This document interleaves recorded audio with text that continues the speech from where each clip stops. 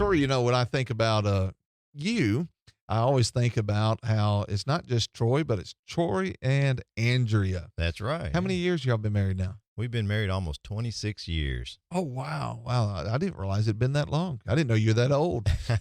You got married as children, didn't you? That's right. That's right. My wife and I, we're going to celebrate our anniversary this year. And I believe it's like 19 years, if I'm getting that You right. better get it right, brother. I hope I did. I didn't do the math because if I got it wrong, it's just because it seems just like yesterday because the Amen. good times have just rolled right by. That's how I feel.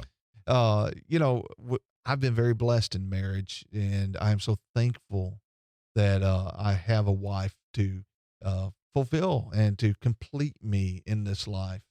And God designed marriage as a beautiful and an honorable thing. But the question that comes in today is one that comes in from a lot of people because of some misteachings that are out there. In particular, the idea of especially celibacy within certain religions. But the question that comes in, are you more holy if you don't marry? And it specifically cites 1 Corinthians 7, verse 8, which Paul says, for I would that all men were even as I myself, but every man hath his proper gift of God, one after this manner and another after that. So there's the verse, there's the question, and we're going to examine the context. But just to be clear, let's go ahead and answer the question. Are you more holy if you don't marry? And the answer to that is No. not at all. So what? Well, in fact, where some of this comes from is history. There was these movements back in the early years in the last millennial and centuries and stuff that people thought they would be more holy. That's where the idea of monks and things like that come from. But that's not necessarily the context of that passage, because right around that passage is talking about he himself, Paul.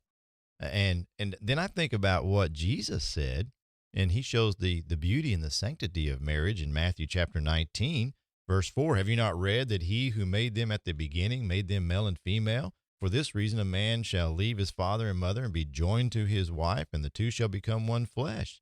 So then they are no longer two, but one flesh. Therefore what God has joined together, let no man separate.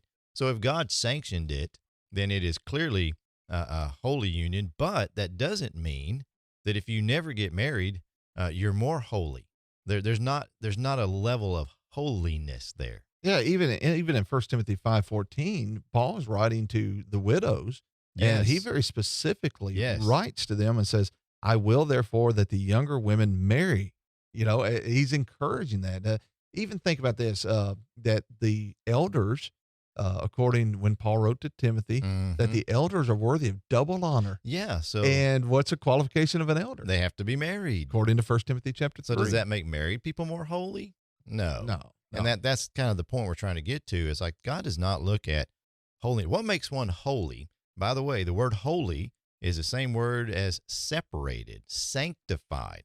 That's what holiness is. And any individual, and we are individuals, we're called saints in the scriptures, sanctified in his word.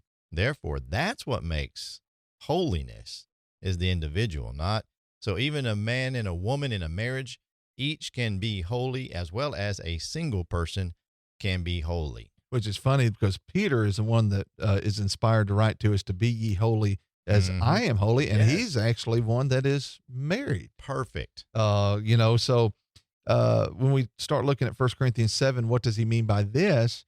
We just realize as he writes to the church at Corinth for the situation that they are facing, that for whatever reason, it could be better under the circumstances to not be married.